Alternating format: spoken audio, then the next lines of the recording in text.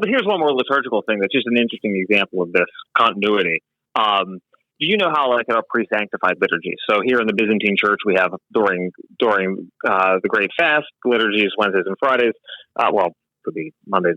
Mondays aren't aliturgical. You can have it's just normal at parishes to Wednesday and Friday.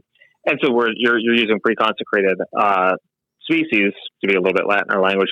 And during the very end of Lent, right before Holy Week, you have those two huge pericopes, those two huge readings at Vespers, at the Vesperal, whatever, at the pre-sanctified, that come from the Joseph cycle. Mm-hmm. Well, you know what that's from? That's an echo that goes back to around the time of Chrysostom, where the Joseph cycle was actually the Holy Week reading. And Joseph was read as typological for Christ.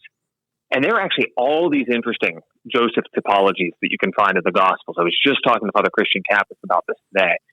And so the early church had this awareness, and, you know, maybe this was forcing the text, maybe not. They're like, well, we need to change this, actually, to we have another set of texts here to deal with the Exodus echoes and other things, but we need to save this.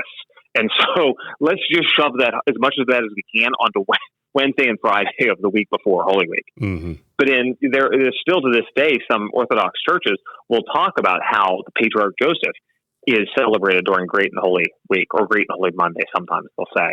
Mm-hmm. And it's because of this ancient reading of how the Joseph cycle is it's not a proto-evangelium, but it's a kind of early evangelium of the story of Christ. Mm-hmm. And it's a great way that liturgy teaches us how to read the new in the old. And so we didn't get rid of it. We just kind of shifted it and compressed our liturgy. Put it in a cycle, and it'll survive somehow. Yeah, almost. Yeah. May not survive in the parishes, but it'll survive somewhere. Oh, well, that still survives for us. We have the full. It's like 5 pages.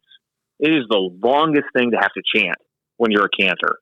If you can find a cantor willing to do it, and a priest willing to do it, and faithful willing to show up for it. That's true. You actually had this past year, one of the other cantors was there helping because my kids were there, and she handed it to me. She's like, "I'll watch your kids. You can chant all of this." But I forget who is saying it, but they were saying that, you know, there is no such thing as a mediocre Jesus, and there's not supposed to be this thing such as a mediocre Christ.